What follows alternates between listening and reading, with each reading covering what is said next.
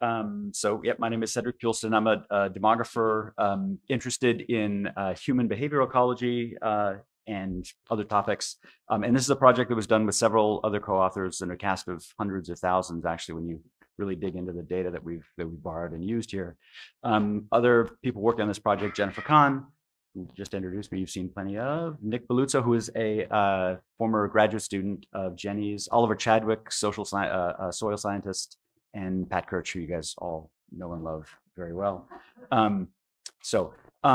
The framing of this concept of this project is one of a natural experiment, and natural experiments are done where you're interested in a question, but you don't necessarily have the ability to manipulate the environment. So we have in the Pacific the opportunity to do some wonderful natural experiments, observational sort of studies, and one of the things that is most variable around much of the rest of the world, but we have reasonably good controls for here, is that most of the remote parts of eastern Polynesia, of remote Polynesia, were colonized by a single group in a relatively short period of time. So that eliminates a lot of the variability you might see on a continental system or in a different system. So one of the things that defines these groups, these people, these populations, as they came out, something this has been mentioned a few times, is this idea of transported landscapes, or portmanteau biota, which is basically the material things that people brought along with them, the foods that were important to them, and this was consistent in I think in almost all the cases that at least the people have talked about. These are the things that are important to people. They were always taken with them, and they so the fish, which are a considerably important part of the diet, are there when you arrive, and that's a resource that you exploit, but you bring your own sort of key foods, and these are central to the definition of meals. They're central to the the definition of meals, and to self-identifying, which include the starchy crops that were so important to the Polynesians, pigs, and also several other animals and plants. So those are the things that are relatively constant, the starting points. What are the things that vary in this natural experiment? Well, the islands that these people landed on. And this, if you look at the sort of the breadth of Polynesia, you're looking at a tremendous area. Number one, 70 degrees of latitude, roughly in its extremes, and temperate to tropical variation, one way and then the other way again. And the result, or at least that's part of the argument, what the variability that you see on these islands in some of the social features, the ways that people prepared food, the foods that were important to them, and the population densities that occur on these islands.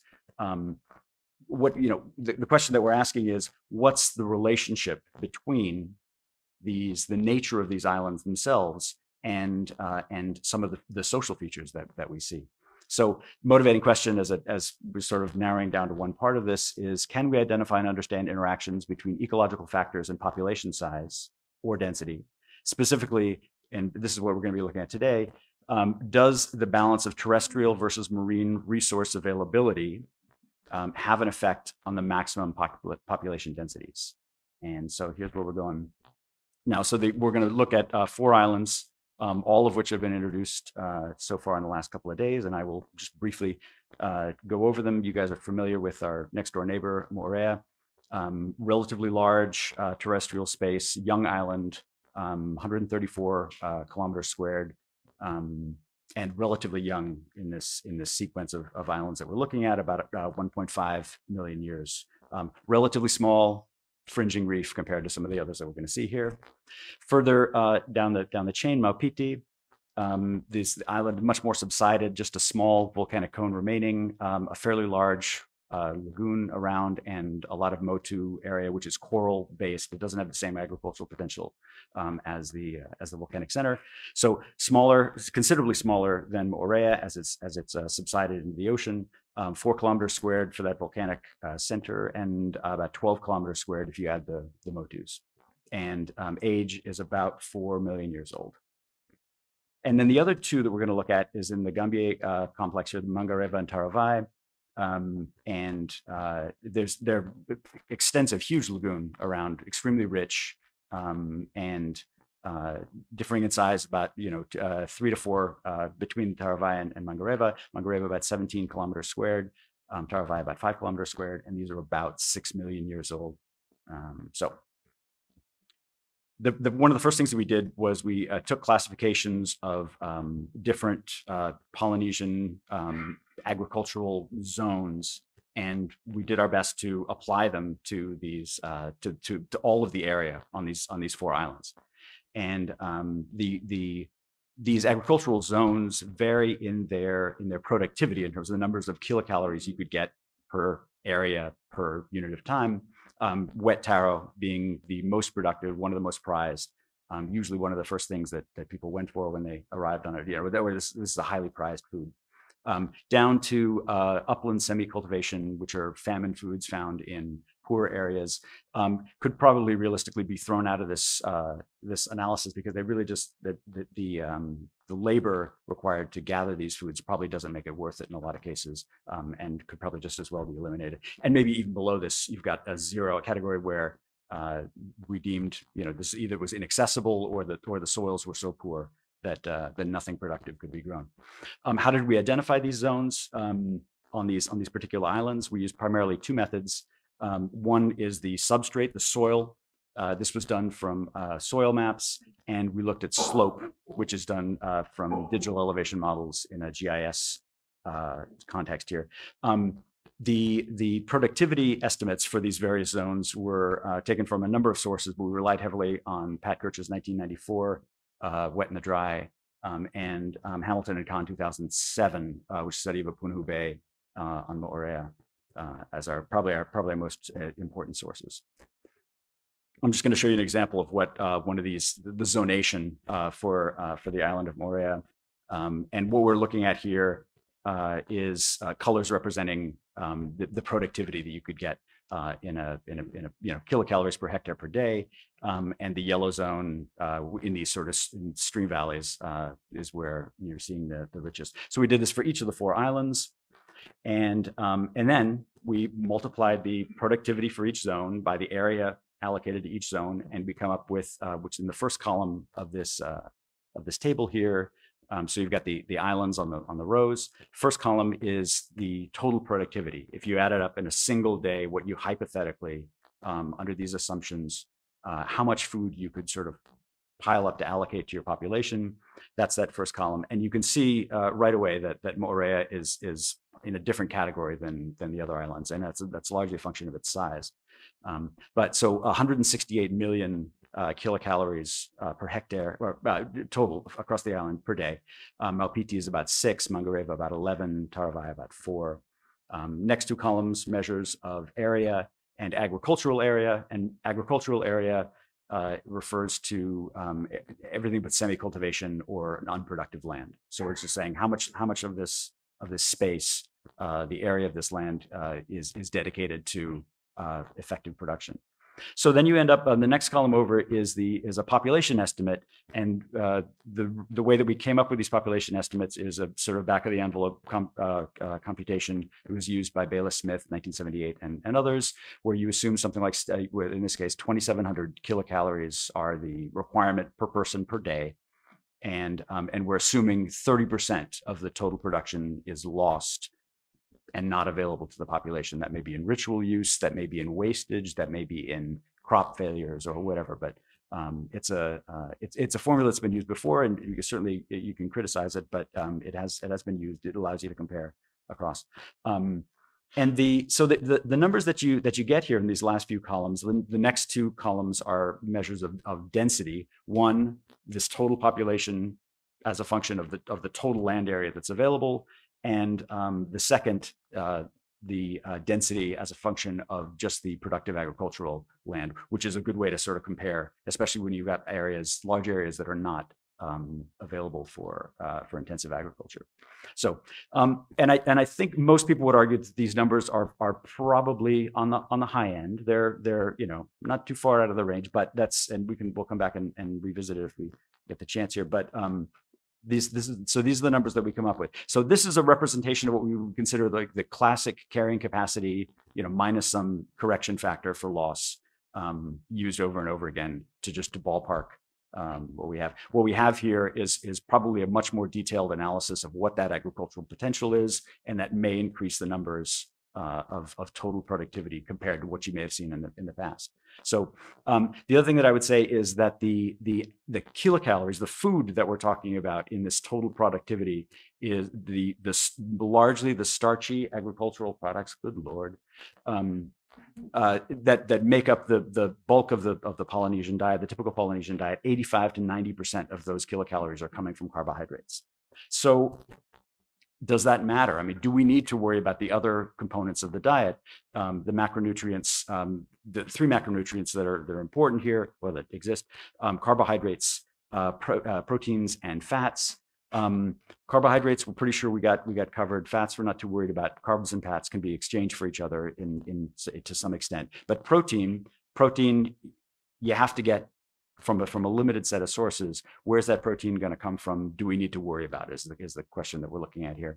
So in the Polynesian context, you get protein from terrestrial sources, that pigs, birds, dogs, and rats, eggs, plant proteins, and then there's a host of marine resources that may be available to you to certain degrees, depending on where you are. And these include sort of inshore fish, deep water pelagic fish, and a number of other sources, including mollusks, and just in occasional cases, marine mammals. So we have these the excavations that led to this table were mentioned yesterday. Actually, I think all of the sites were discussed at one point or another. There are sites on Moorea and Maupiti that were excavated by Jenny KAHN and colleagues, and categorized by some of the people in this room in their dissertations and all the rest of that. And then Pat KIRCH and company did excavations on Mangere Vantaravai and collected faunal remains. Those faunal remains were characterized and later on converted into estimates of biomass, which is great, and it's interesting. It's really cool. But what we're interested in is we want to be able to compare these relative numbers to the absolute numbers of the agricultural. So we're looking for sort of ratios here.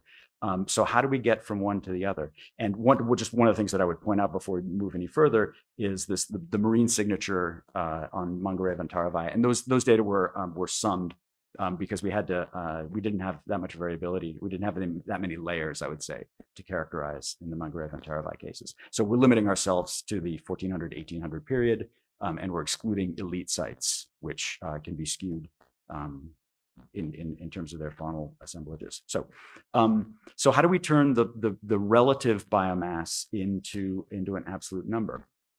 Well, we turned to the literature on subsistence fishing and found a number of sources. One of the best was probably this publication, Newton et al., 2007, in which the authors looked at approximately 79 studies of subsistence fisheries in similar contexts to the one we're talking about here, and found a median fish yield, live weight of 3 metric tons per kilometer squared of productive reef per year. So and because we're looking at, and so and these studies, so that's the ballpark of what we're looking at, and they range. There's a very, very wide range across there. 2 minutes, all right. We ended up choosing to go with 5 metric tons because that was believed by at least most of the people involved here to be the sustainable pig. So we want to compare as close as we can, apples to apples here. So what we did is we characterized from aerial photographs the reef, productive reef, to estimate the productive reef, and that includes areas that are submerged but not submerged deeper than 30 meters. So deep water not included in this analysis. So Moorea we included, did like Apunahu and Cook's Bay, not included. So we've got the graph on the bottom, or the table on the bottom, that shows what those values were. So then we can add this stuff up. Now we have an absolute measure of the reef fish that we can use to scale all of those other faunal remains. And again, I mean, it's a leap of logic. But I think it's a reasonable one, and it's the best we can do at the time, at the moment anyway. And so what's our result? You get this really, really strong skew when you add up all of these caloric resources. And so if you look at Moorea in particular, 99.6 of its total caloric availability under these assumptions is coming from terrestrial inputs. And the animals, the terrestrial animals are showing up in the terrestrial total here. The marine inputs are only 0.4%. So like what? Like, how are we going to deal with this? So Mangareva and Taravai, you have a very, very different picture where 15% marine, 13.1% in Taravai. So really different picture here. So why do we get this skew? One of the interesting things that came out is the difference in productivity per unit of area in terrestrial versus marine environments 150 times. So a kilometer squared of agricultural land is 150 times as productive as a kilometer squared of productive reef, and that's actually what's driving a lot of this stuff. So the first table here, I'm just about at the end, is the table that we looked at before. That's the upper table here, and now the second table, the one in the middle of the screen there, the second one down, is an updated table. We've included the additional sources of caloric input, and also in the circle there, we ask the question, what happens if you assume, if you consider protein limitation? So in that skew, you got 99.6% of your calories are coming almost exclusively from agriculture, and you're only getting, I think, what is it, 4.5% of those calories are dedicated to or coming from protein. You add up all the protein sources. How many people could you support on those protein sources that we've got a full tally of? And Moorea's numbers drop from about 43,000 to about 23,000. And that was only true on Moorea. The other 3 islands seem to have enough protein to not run into protein limitation. So we don't have time to go into it, but I'll leave you with this question. Under what conditions might a population fall short of its theoretical maximum? So you're still looking at the densities. And I would argue, and I'm sure other people would argue that those are probably pretty high, and maybe even, well, they look like they're high to me. So why might we project theoretical densities that may never have been realized? And there are a number of ways to answer that question, but we just we don't have time to go into it. So, and so just coming back to the last 2 things, coming back to our motivating question. The maximum potential population, a measure of carrying capacity, is largely driven by terrestrial agriculture, at least on these 4 islands, at least given our assumptions going in. And protein limitation cannot be ignored in cases where you've got a very high agricultural potential and probably accompanied by not extensive lagoon area. So, and I would leave you with that. Thank you guys so much. I appreciate it. And the organizers, through the COVID years, that we're here. Thank you so much. And the translators, bravo, thank you guys. So.